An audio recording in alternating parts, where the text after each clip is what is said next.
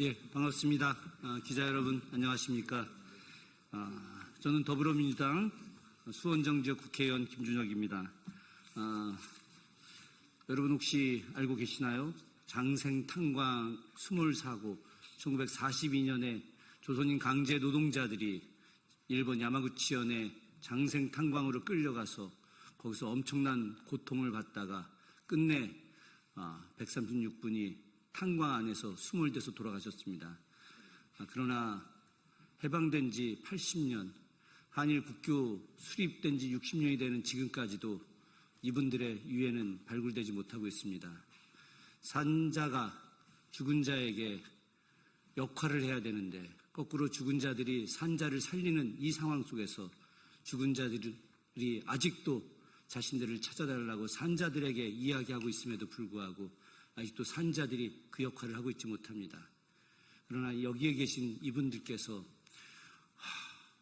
그 엄청난 세월 동안 바다 밑에서 수장되어 고통받고 계시는 그분들의 유해를 찾고자, 그분들의 명예를 회복하고자, 그분들이 어떻게 돌아가셨는지 진상을 밝히고자 노력을 해오고 계십니다. 이번 다음 주에 제5차 장생탄광 방문단이 결성되었고 무려 60여 분 이상이 그 참가단에 참여하고 계십니다. 물론 저도 이분들과 함께 가고 있습니다. 이분들께서 방일 전에 오늘 특별한 기자회견을 요청하셨고 오늘 기자회견에 함께 하시게 될 겁니다. 기자회견과 관련된 사회는 장생탄광 5차 방문단의 심상균 선생님께서 해주시겠습니다. 네, 장생탄광 방문이 작년에 시작이 돼서 다음 주에 5차 방문을 하게 되었습니다. 그리고 2달 전에 장생탄광 희생자 기양추진단이라는 비영리 단체가 설립이 되고 첫 방문을 하게 되었습니다. 김준혁 의원님께서 3차에 함께 방문을 해주셨고 또 이번에 5차에 함께 하시게 돼서 좀 더 국회 차원에서의 활동에 큰 힘이 되고 있습니다. 이번 5차 방문의 단장을 맡으신 대구대학교 조덕호 명예교수님이 간단히 5차 방문 개요를 설명드리겠습니다. 안녕하십니까. 방금 소개받은 대구대학교 조덕호입니다. 20여 년 전부터 우리 지금 귀양추진단의 최봉태 대표와 일본의 역사를 새기는 모임에서 계속 추진해 오다가 지난해부터 1차에서 이번에 5차까지 가게 되었습니다. 저는 3차에서 5차를 맡고 있는데 6월 18일부터 20일 사이에 갑니다. 특히 이번 방문이 굉장히 의의가 있는 것은 장생탄광에서 지금 6월이 나올 가능성이 굉장히 높아졌습니다. 그래서 이번에 만약에 6월이 나오게 되면은 DNA 조사를 비한 여러 가지 조사를 정부와 협력해서 하기로 하고 특히 지금까지는 대구 경북을 중심으로 해서 전국적으로 민간인 단체에서 활성화되는데 이번 이재명 정부와 함께 새로운 출발을 할 수 있는 계기가 되었으면 좋겠습니다. 감사합니다.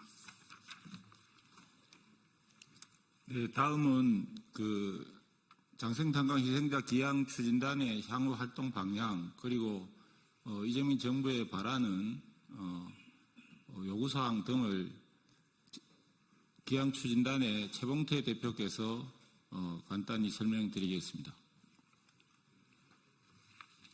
지금 이재명 정권이 들어섰거든요.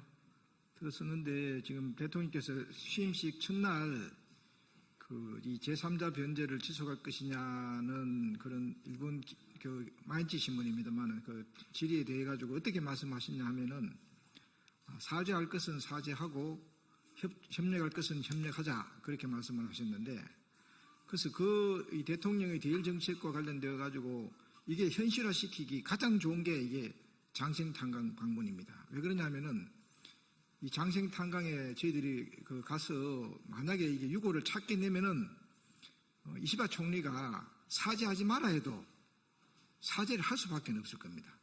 그런데 우리가 그런 노력을 안 하고 일본에 대해서 사죄하라고 하는 것은 쓸데없는 마찰만 일어날 가능성이 많고 우리 이재명 대통령의 실용주의적 대일 정책하고 맞지 않습니다. 그래서 저희들은 이번에 우리 지금 김준혁 의원님께서 가십니다만은 우리나라 정치인들을 대표해서 우리 대통령에 가름해서 가신다고 생각을 해서 저희들이 이번에 꼭 유고를 찾아오겠습니다. 찾아오면은 이시바 총리가 반드시 사죄를 할 겁니다. 왜 그러냐면 그분은 일본군 위안부 문제에 대해 가지고 이 피해자들이 그만하라 할 때까지 사죄해야 된다는 아주 실용적인 철학을 갖고 있기 때문에 이 장생탄강 이번 방문을 계기로 해서 이 일본군 위안부 문제도 해결하고 강제동원 문제가 다 해결하기를 저희들이 바라고 있습니다. 그래서 기자회견문을 읽도록 하겠습니다.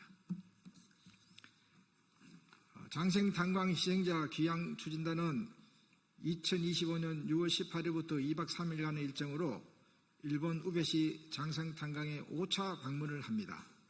윤석열 정권이 파면이 되어 처음 이루어지는 방문입니다.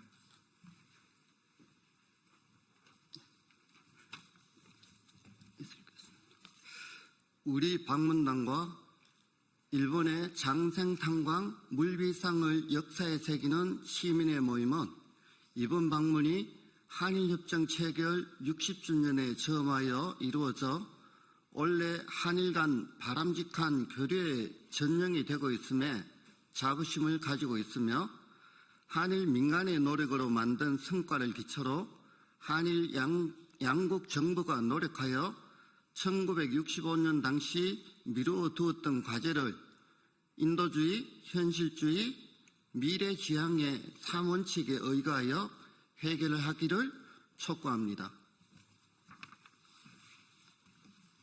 구체적으로 일본 정부는 확보된 일본 예산을 활용해 민간인들이 조사한 성과를 기초로 유물 발굴에 적극 나서주기를 촉구합니다. 한국 정부도 6월 발견을 전제로 DNA 조사, 유족 찾기를 6월이 가족의 품에 조속히 돌아갈 수 있도록 준비해야 할 것입니다.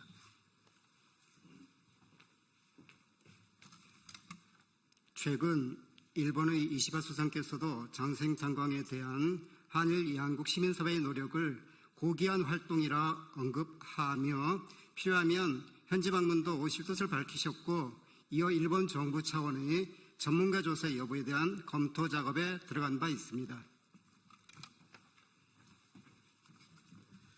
뒤 늦었지만 인도주의 차원에서 미래지향적인 태도라 평가합니다. 이를 계기로 6월 발굴에 유의미한 성과가 있기를 기대합니다.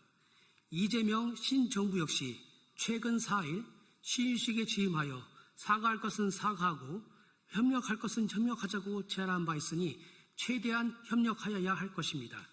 이와 관련하여 장생탄광 희생자 6월 수습에 노력하고 있는 일본 시민들은 새로운 이재명 대통령 시대에 면담을 요청하고자 하고 있습니다. 이에 응답하기를 촉구합니다. 한일 협정 체결 60주년이 며칠 남지 않았습니다.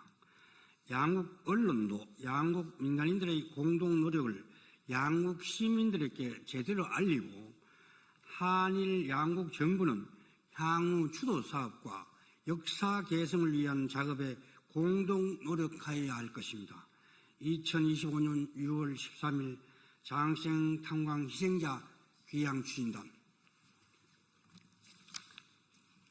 네, 이상으로 기자회견을 마치면서 해방 이후 그 80년의 불효과 반역의 역사들의 종지부를 찍고 앞으로 새로운 80년 한일 평화의 시대, 동북아 평화의 시대를 여는데 이 장생탄광의 한일 시민연대 사업이 단순한 하나의 해묵은 한일 간의 하나의 현안인 것이 아니라 이 해결 작업을 통해서 새로운 평화의 시대로 가는 길목에 큰 일이라는 것을 다시 한번 말씀드리고자 합니다. 이상 기자회견을 마치면서 인사와 가름하고 나갈 때 자료를 드리도록 하겠습니다. 성명서는 추가로 자료로 배포하겠습니다. 이상 마치겠습니다. 같이 인사하고 끝내겠습니다. 일동 경례. 감사합니다.